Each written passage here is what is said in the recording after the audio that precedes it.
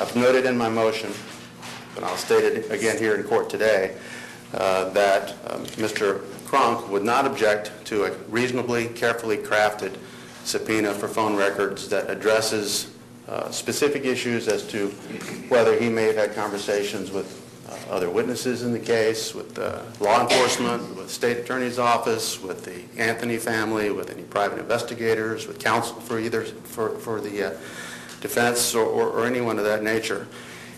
I would propose that the most appropriate way to proceed would be to have the defense provide a list of numbers and articulate a basis for having information about calls to and from those numbers, as opposed to finding out the private telephone numbers of Mr. Cronk's friends, his family, to determine who's calling him, when they're calling him.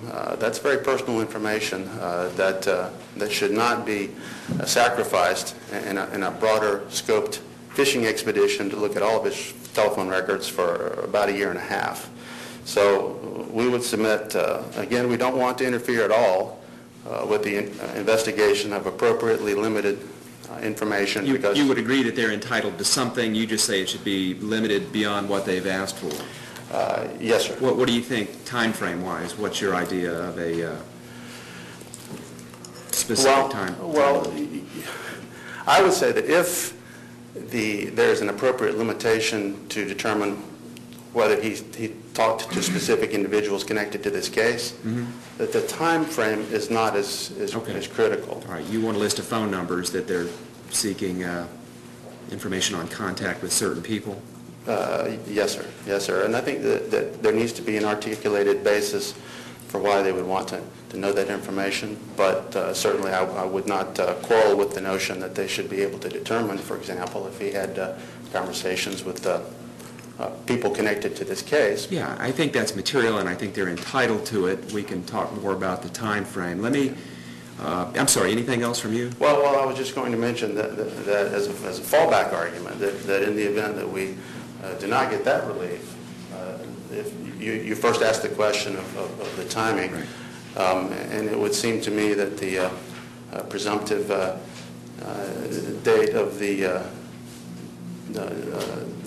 death of the victim would be perhaps be an appropriate date as opposed to. Yeah, I mean, there's some confusion about the date, but that general time frame surrounding it. That general time frame. If you were inclined to go the time direction as opposed to the specific number direction. Okay, that's fine. Let me. I don't know whether to continue hearing from counsel objecting. Let me just go ahead and hear from each of you, and then I'll give Mr. Baez a chance to respond. Mr. Kirkconnell, who do you represent? Yes, I represent Amy Huizenga. Okay.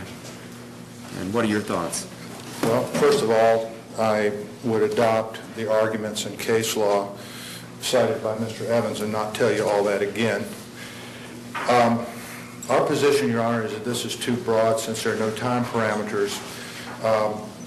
Casey, according to the court records, was arrested on the 18th of October of last year, and since that time, she's been in jail, and everything she's said to anybody since that time has been recorded, and outside people like Amy Huizenga are not able to call in. So I don't think anything should go beyond that date, even if you decide to grant it. The cell phone records would have no content to them, but he's also asked for text messages, and text messages would have content to them.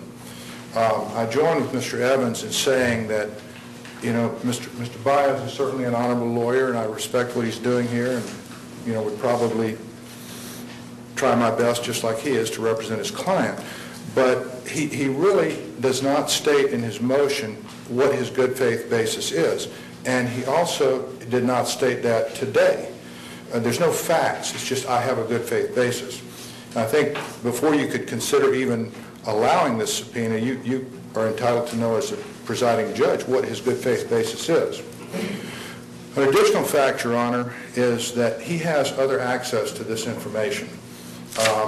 Cell phones and text messaging go two ways and are recorded on both ends. Presumably, if there was any text messages between his client and Ms. Huizenga, they would be on her phone, which he could count.